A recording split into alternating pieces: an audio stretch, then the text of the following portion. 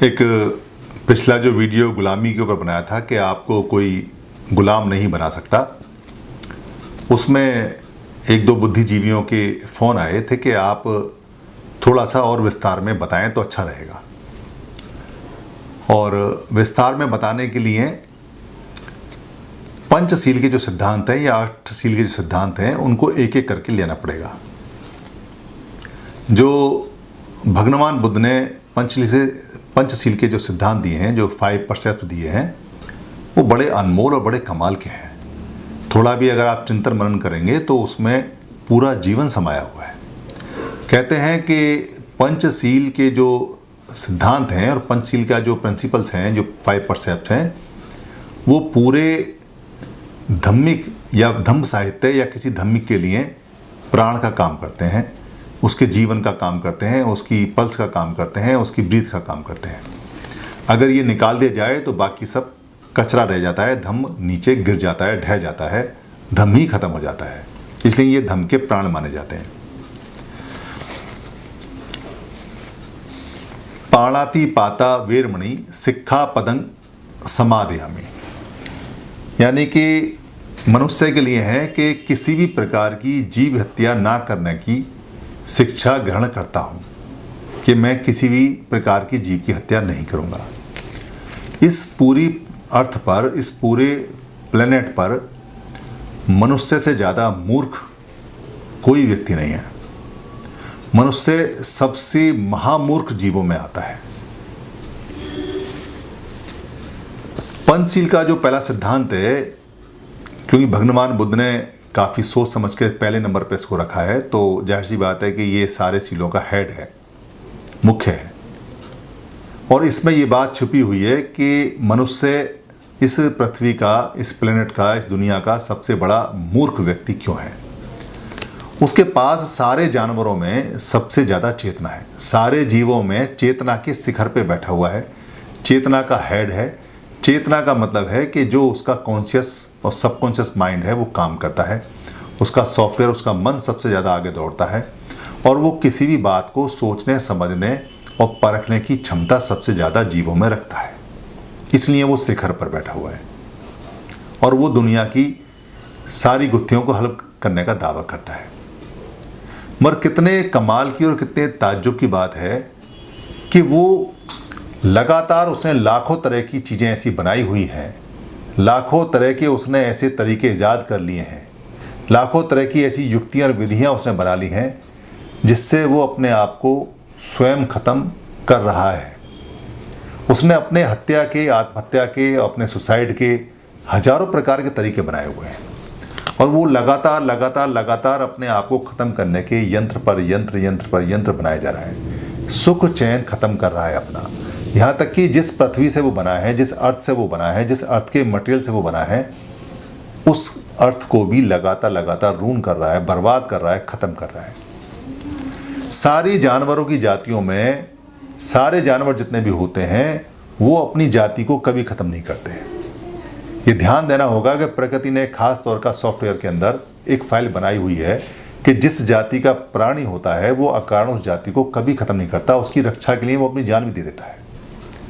किसी भी जानवर के ग्रुप में आप अगर एनिमल प्लेनेट पर उठाएंगे या डिस्कवरी पर उठाएंगे तो देखेंगे कि जानवरों का एक समूह, एक जाति का दूसरे समूह पे, दूसरे वर्ग पे हमला करता है, मगर अपने पर नहीं करता। वो ग्रुप बना के रहते हैं या इंडिविजुअल रहते हैं, मगर एक दूसरे पे हमला नहीं करते, ना एक दूसरे को मारते।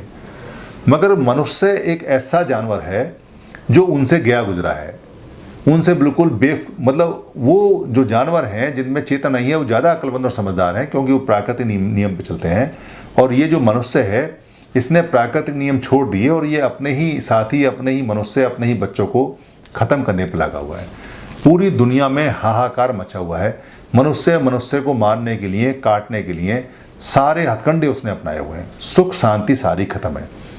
इसलिए भगवान बुद्ध का जो पहला सील है, पाणाति पाता वेरमणि सिक्खा पदं समादयामि, अपने आप में बड़ा सुप्रीम और बहुत इंपॉर्टेंट है। यहाँ जो भगवान बुद्ध ने बताया है कि हत्या सिर्फ किसी का गला काट के या किसी को गोली मार के या किसी को गैस चैम्बर में डाल के या किसी को पहाड़ से फेंक कर या किसी को केमिकल के द्वारा या किसी को एटम बम के द्वारा ही हत्या नहीं होती। हत्या 3 तरह से उन्होंने बताई है। एक सबसे पहली जो हत्या होती है वो होती है मानसिक हत्या, किसी के मन की हत्या। दूसरी हत्या जो उन्होंने बताई है वो उन्होंने बताई है वाचसिक हत्या। वाचसिक हत्या मतलब किसी के वचन की हत्या, किसी के विचार की हत्या, वाचसिक हत्या।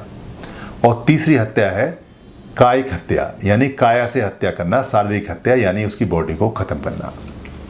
यहाँ जो सबसे इंपॉर्टेंट है वो कायिक नहीं है। ऐसा लगता है कि शरीर की हत्या सबसे इंपॉर्टेंट है, मगर शरीर की हत्या से ज़्यादा इंपॉर्टेंट वाचसिक है, किसी के विचार की हत्या, और उससे भी ज़्यादा महत्वपूर्ण है मानसिक हत्या, मन की हत्या। अगर आप किसी के मन की हत्या कर देते हैं तो उसके वाचसिक यानी उसके विचार और वचन की हत्या, उसके बोलने की हत्या, और उसके जो शरीर है उसकी हत्या ऑटोमेटिक हो जाती है।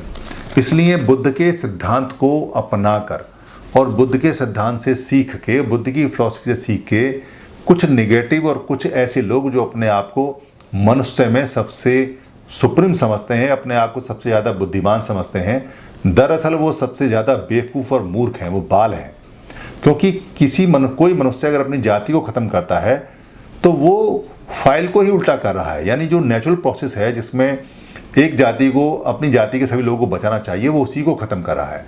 तो वो प्रकृति के अगेंस्ट में चल रहा है, और अगर प्रकृति के अगेंस्ट में चल रहा है तो वो सुखी नहीं रह सकता, वो हमेशा अवीची नरक में रहेगा। उसका जीते जी भी उसका बिल्कुल हालत ख़राब रहेगी, और वो तड़फ तड़फ के परेशान रहेगा, बीमार रहेगा।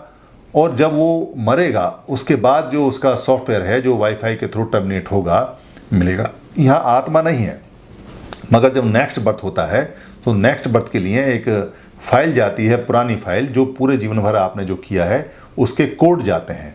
उसके कोड जाके ऐसा शरीर ढूंढते हैं जहाँ वो कोड फिट हो। कोई आदमी अगर कमीना है तो कमीना अगर वो पूरी ज़िंदगी रहेगा तो उसे मनुष्य का अच्छा जीवन नहीं मिलेगा। किसी जानवर, किसी कमीने जानवर का, सांप का, बिच्छू का या कीड़े का कहीं उसे जाके, क्योंकि वो उसकी फाइल छोटी जाती है और वहीं मैच करेगी। ये प्रोसेस भगवान बुद्ध ने खुद देखा और बताया। तो यहाँ किसी के जो मन की हत्या है, जो मानसिक हत्या है, जो मन की जो हत्या की जाती है, वो सबसे ज़्यादा इम्पोर्टेंट इसलिए आती है।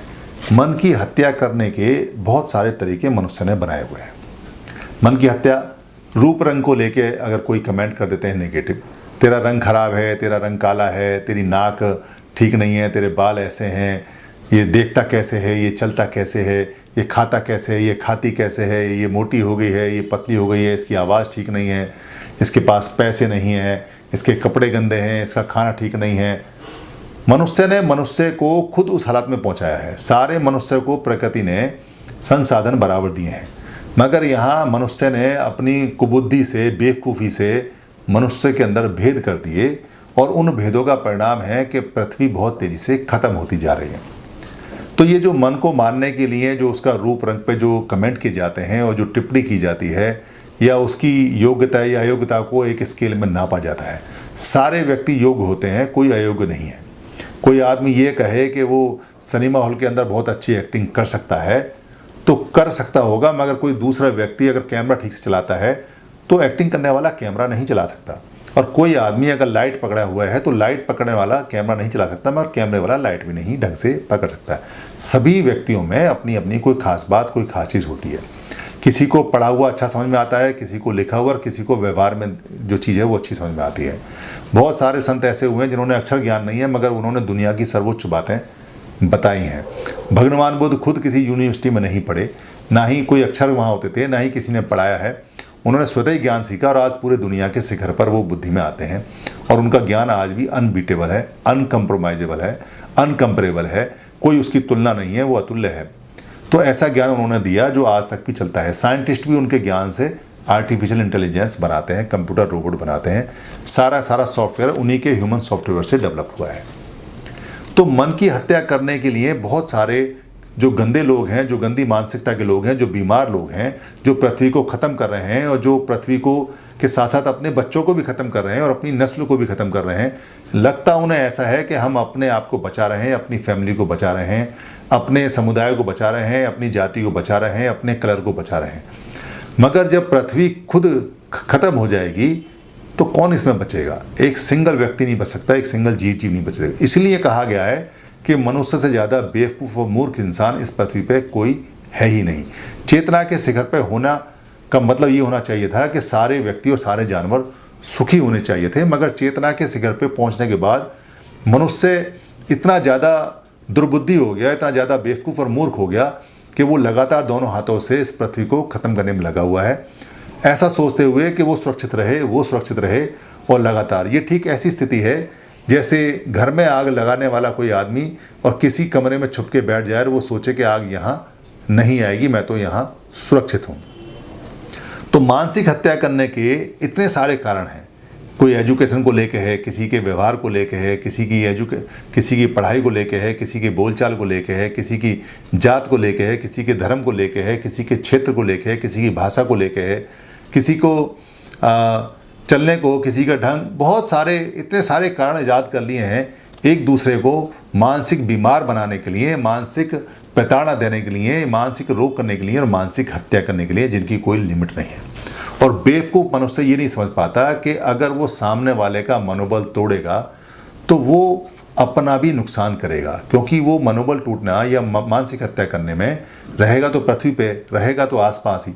सारे मनुष्य जब दो मनुष्य बात करते हैं तो एक की सांस दूसरे के मुंह में जाती है, ऑक्सीजन का बंटवारा नहीं हो सकता। एक सांस छोड़ता है, दूसरा लेता है, दूसरा सांस छोड़ता है, तीसरा लेता है। एक मेट्रो के डब्बे में अगर 250-300 आदमी बैठे हों और एक साथ खड़े हों तो वो 3-3, 4-4 सेंटीमीटर की दूरी पर धड़ाधड़ एक दूसरे को सांस ले रहे होते हैं। उस समय कोई कास्ट, कोई क्रीड, कोई रंग, कोई कलर, कोई भेदभाव नहीं होता, क्योंकि वो बेसिक नेसेसिटी है जो चाहिए। जब कभी पृथ्वी पे कोई आपदा आती है, कोई अर्थक्वेक आता है या कहीं आग लग जाती है, तब भी सब लोग भूल जाते हैं, वो नेचुरल वे आ जाता है निकल के। इसलिए नेचुरल वे आदमी के अंदर है, मनुष्य के अंदर नेचुरल वे है। मगर कुछ चालाक लोग जो अपने आप को, बेवकूफ़ चालाक लोग जो ये समझते हैं कि हम अपने आप को सुरक्षित कर रहे हैं, अपने समुदाय को सुरक्षित कर रहे हैं, अपने खानदान को सुरक्षित कर रहे हैं, अपने देश को सुरक्षित कर रहे हैं, वो ऐसे उन्होंने उपकरण ईजाद कर लिए हैं कि पूरी दुनिया को 600 बार तबाह किया जा सकता है, ख़त्म किया जा सकता है। तो मानसिक हत्या सबसे बड़ी हत्या मानी है भगवान बुद्ध ने। किसी के मन को तोड़ना या मन की हत्या करना, उसकी कायिक हत्या, उसकी वाचसिक हत्या यानी शरीर की हत्या और विचार की हत्या से भी ज़्यादा बड़ी मानी गई है। दूसरे नंबर पे आती है वाचसिक, यानी कोई व्यक्ति विचार देता है, कोई महिला विचार देती है, कोई बच्चा विचार देता है, कोई बच्चा कोई बात करना चाहता है, कहना चाहता है, और आपने उसको डांट दिया, उसको चुप कर दिया, सिर्फ इसलिए कि आप उसकी बात का जवाब नहीं दे सकते या देना नहीं चाहते, या वो कुछ सीख जाएगा या कुछ सीख जाएगी, या उसको अपने लेवल के बराबर नहीं समझते, या वो लेवल के बराबर में आ जाएगी, या आपकी सुपरमेसी चली जाएगी, या जो आपका बनावटी कवच है वो टूट जाएगा, या आपको लगेगा कि आप तो बहुत ऊंचे पायदान पे हैं, इसकी हिम्मत कैसे हुई कि अपना विचार दे दे।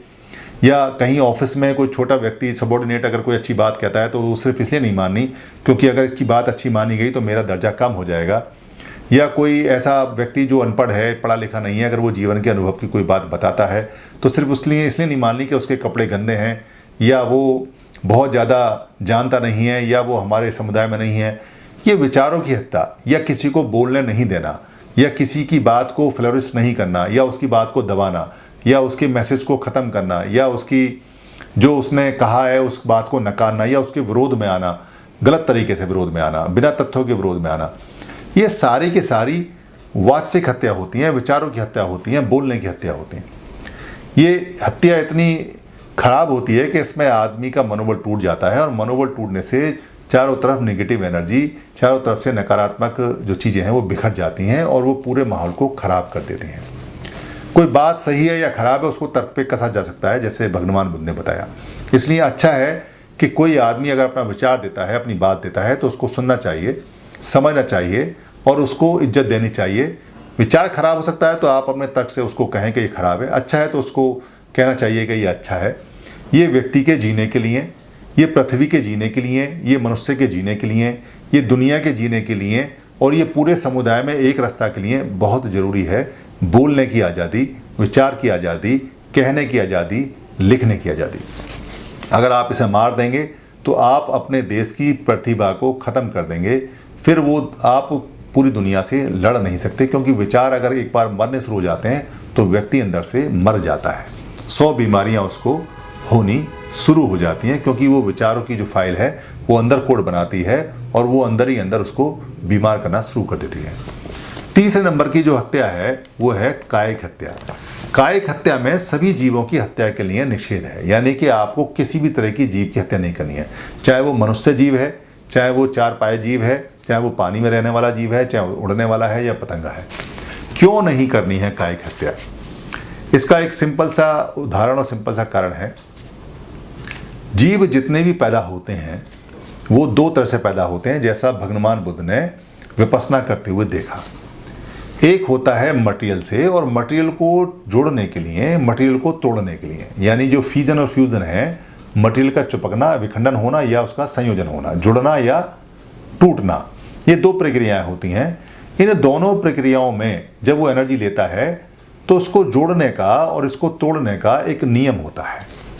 वो नियम एक सॉफ्टवेयर से चलता है जिसको ह्यूमन सॉफ्टवेयर या एनिमल सॉफ्टवेयर या जो जीव है, जो लाइफ है, उसका सॉफ्टवेयर बोला गया है, जहाँ इसको मन बोलते हैं मनुष्य के अंदर। तो वो जो सॉफ्टवेयर है वो बताता है कि कौन सा मटेरियल कहाँ कितना जुड़ना है। पानी लेगा, वो मटेरियल लेगा अर्थ से, माँ के पेट से लेगा, जीव के पेट से लेगा, और वो उसी हिसाब से उसके अंग बनाएगा जिस हिसाब से वो फाइल बनी होगी। ये जो फाइल है ये ट्रांसफ़र होती है जब वो जीव मरता है। जब वो जीव मरता है तो उसका पूरे जीवन का एक रिकॉर्ड की फाइल बनती है और उसको संखारा बोला गया है। जो संखारा है, जो संस्कार है, वो बनता है और वो वाईफाई के थ्रू सिर्फ वाइब्रेशन ट्रांसफ़र होती हैं एनर्जी के रूप में। जब वो वाइब्रेशन ट्रांसफ़र होती हैं तो वो रिसीवर ढूंढती हैं, ठीक ऐसे जैसे मोबाइल से हम एक अगर फ़ोटो किसी को भेजें तो मोबाइल से फ़ोटो अगर हम वाईफाई के थ्रू भेजते हैं तो उसी मोबाइल में जाएगा जो उसको रिसीव करने की कैपेबिलिटी रखता होगा और जिसमें वो कोड होगा। अदरवाइज तो वो फिर आगे बढ़ता चला जाएगा मैसेज, और जहाँ उसको वो रिसीवर मिलेगा वो ले लेगा। इसी प्रकार पूरे जीवन में जितनी फाइलें बनती हैं उस फाइल के कोड के हिसाब से वो फाइल ट्रांसफ़र होती है और वो अगला मटेरियल ढूंढती है। अगला मटेरियल का मतलब है कि जहाँ वो असेंबल हो सके, जहाँ वो इकट्ठा हो सके, वो कोई भी हो सकता है। विपश्यना के थ्रू भगवान बुद्ध ने देखा कि हत्या करना, किसी जीव की हत्या करना सबसे ज़्यादा इनर फाइल को, सॉफ्टवेयर को डैमेज करता है, और उस हत्या का इतनी नेगेटिव फाइल बनती है, ऐसा वायरस आता है कि जो बाकी फाइलों को भी खराब कर देता है, करप्ट कर देता है। हत्या को उन्होंने सबसे अधिक नुकसानदायक बताया है। तो आपकी जब फाइलें बनती हैं, आप जो शरीर के अंदर जो आपकी कोडिंग और डिकोडिंग होती है, हत्या उन सब में सबसे बड़ी नेगेटिव फाइल होती है जो काफ़ी भारी होती है। इसको डिलीट करना इतना आसान नहीं होता विपश्यना के थ्रू भी। इसलिए हत्या से बचना चाहिए, किसी भी कारण से की गई हत्या। और मनुष्य अगर मनुष्य की हत्या करे तो सबसे ज़्यादा नुकसानदायक है, और मनुष्य अगर किसी सच्चे आदमी की हत्या करे तो और भी ज़्यादा बड़ी फाइल बनती है। और मनुष्य अगर किसी भिक्खु की हत्या करे, भिक्खु का मतलब है जो राग द्वेष से मुक्त है, जो संत हो चुका है, जो शांत हो चुका है, या भिक्खुणी है, अगर ऐसे व्यक्ति की हत्या करता है तो फिर वो उसकी फाइल इतनी ज़्यादा ख़राब हो जाती है, उसके कोड इतने ज़्यादा ख़राब हो जाते हैं कि वो लाखों सालों तक उसको कोई अच्छी फाइल या अच्छा जो लाइफ है वो नहीं मिल सकती। लाइफ से मुक्ति की बात, निब्बान की बात तो फिर सपनों की हो जाती है। इसलिए इसको अभिचि नरक उन्होंने अपनी भाषा में कहा है, जो डैमेज ज़्यादा हो जाती है। इसलिए ये तीनों तरह की जो हत्याएं हैं ये पाणाति पाता वेरमणि में आती हैं। पाणाति पाता वेरमणि सिक्खा पतंग समाध्या का मतलब है कि आपने तीनों तरह की किसी भी तरह की हत्या नहीं करनी है, तीनों का नुकसान होता है। जो लोग विपश्यना करते हैं वो विपश्यना में इसको देख सकते हैं, क्योंकि वहाँ जीव हत्या करना बिल्कुल मना है। अगर कोई गलती से कोई मच्छर भी मार देता है तो विपश्यना में देखता है कि उसके शरीर पे कितना नुकसान हुआ है। अगर वहाँ कोई छिपकली या कुछ मार देता है या उससे मर जाता है तो देखता है कि शरीर पे कितना बड़ा नुकसान हुआ है, वहाँ दिखाई देता है, महसूस होता है। इसलिए कहा जाता है वहाँ कि आपको ज़मीन पे नीचे देख के चलना है ताकि चींटी भी ना मरे, क्योंकि आप बहुत ज़्यादा सेंसिटिव होते हैं उस समय और आपको पता चलता है। आम जीवन में तो इतना नहीं पता चलता, मगर विपश्यना के थ्रू पता चलता है। एक बार जो लोग विपश्यना करके आए वो तो जानते हैं, और जो लोग नहीं करके आए हैं वो एक बार विपश्यना जाके अनुभव करें कि पाणाति पाता वेरमणि सारे जितने भी विनय के नियम हैं उनका सिरमोर या सिरमणि या उनका हेड क्यों कहा और क्यों ये एक नंबर पे आता है। धन्यवाद।